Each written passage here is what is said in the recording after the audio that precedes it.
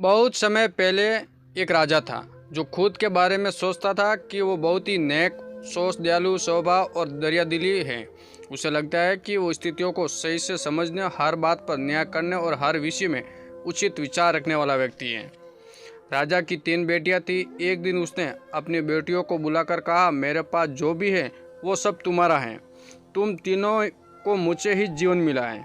मेरी इच्छा अनुसार ही तुम तीनों का भूत, वर्तमान और भविष्य बना हुआ है, जो आगे भी ऐसा ही बना रहेगा। मैं ही तुम तीनों का भाग्य बनाता हूँ। राजा की ये बात सुनकर उसकी 2 बेटियों ने शांत मन से राजा की बात पर हामी भर दी, लेकिन तीसरी बेटी ने ऐसा नहीं किया। उसने कहा, नहीं, मुझे तो नहीं लगता है कि आपके हाथों में मेरा भाग्य है। राजा ये सुनते ही गुस्से में आ गया। उसने अपनी तीसरी बेटी की कई बातों को एक चुनौती के रूप में स्वीकार किया। उसने खुद को अपनी तीसरी बेटी के सामने सही साबित करने की ठान ली और उसे जेल में बंदी बना दिया। इस वजह से वो राजा की तीसरी बेटी कई सालों तक जेल में बंद ही रही। राजा और उसकी बाकी बेटियां राजसी जीवन जीते रहे।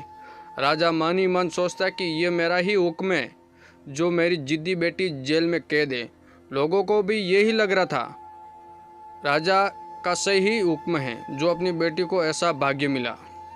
उसकी प्रजा के लोग भी यही सोचते थे कि उन्हें लगता है कि राजा की तीसरी बेटी ने जरूर कोई गलत कार्य किया होगा, तभी उसे जेल में कैद करके रखा गया है, वरना कोई भी पिता अपनी बेटी के साथ भला ऐसा क्यों ही करेगा। राजा कभी कभी जेल में कैद अपनी तीसरी बेटी से मिलने के लिए जाता था। उसकी बेटी बहुत कमज़ोर हो गई थी, लेकिन अभी भी उसके विचारों में कोई बदलाव नहीं आया था।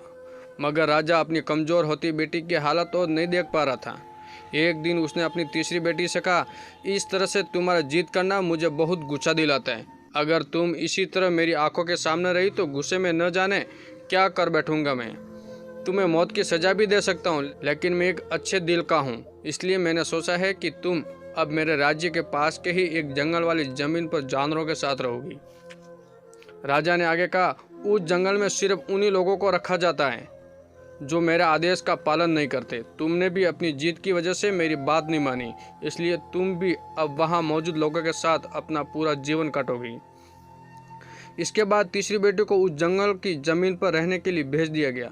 वहां वो फल और सब्जी खाने और एक गुफा में रहने लगी।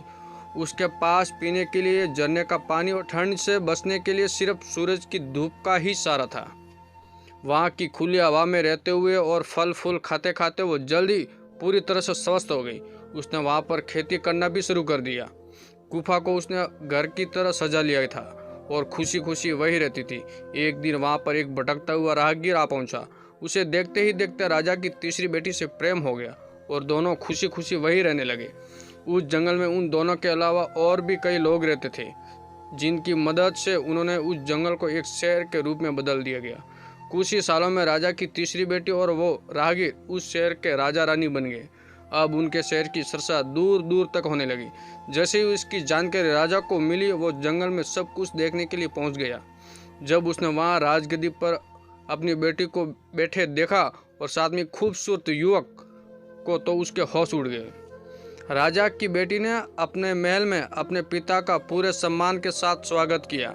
उसने अपने पिता से उसके बुरे बर्ताव व फैसले के लिए कुछ भी नहीं कहा। जैसे ही राजा वहाँ बैठा तो उसे एक आवाज़ सुनाई देने लगी जो कह रही थी कि हर इंसान स्वयं ही अपना भाग्य बनाता है, कोई अन्य इंसान किसी और का भाग्य नहीं बना सकता।